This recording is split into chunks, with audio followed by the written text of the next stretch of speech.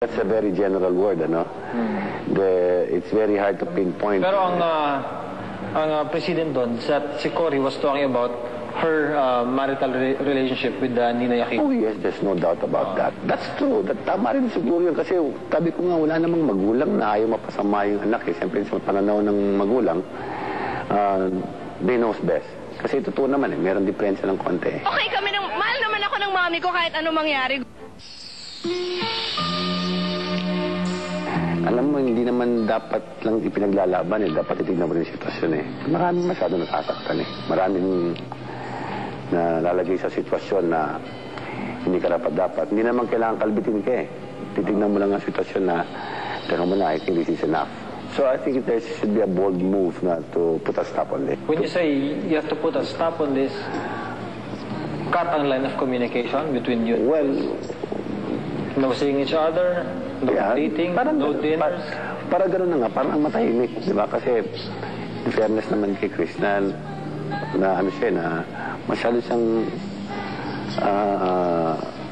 nahihirapan din ba si Chris? Sasaktan, sabihin natin kahit nasa larangan tayo ng show business na dapat nakangiti. Pero pag uwi mo, napapaiyak ka sa mga pangyayari. Siguro, I have to go on the north side and she has to go to the south side. So between you and Chris, cool off na? It can be more than that.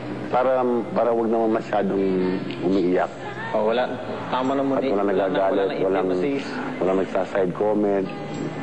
Kasi karamihan sa atin eh, ang feeling ay mas magaling. Okay. Di ba? Some of them would like to be righteous. Some of them would like to be God. Alam nila yung nangyayari. The bottom line and the common denominator is they'd like to see Chris be in a way na tama at saka na will have future. Okay. It's just unfortunate na tingin sa akin wala. So, what can I do?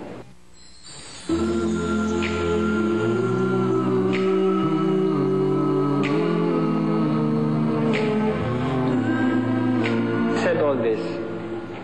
Where do you go from here? I've been doing my job as a mayor, kaya lang hindi nga lang nagjajar. Hindi naman siguro na napasok ako sa ganito, napabayaan ko yung trabaho ko. Hindi naman. What guarantee and assurance can we get from you about this relationship between you and Chris?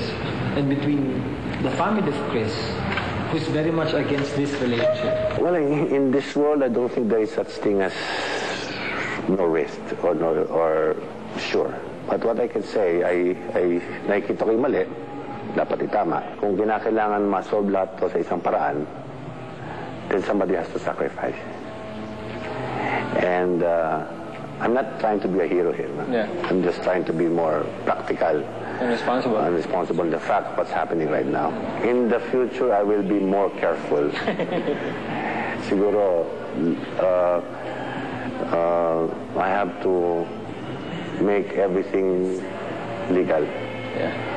Prove everything that I'm sincere and want to have a family. If that will take 30 years from now, well, so be it. Kaya pang balikan si Chris after 30 years?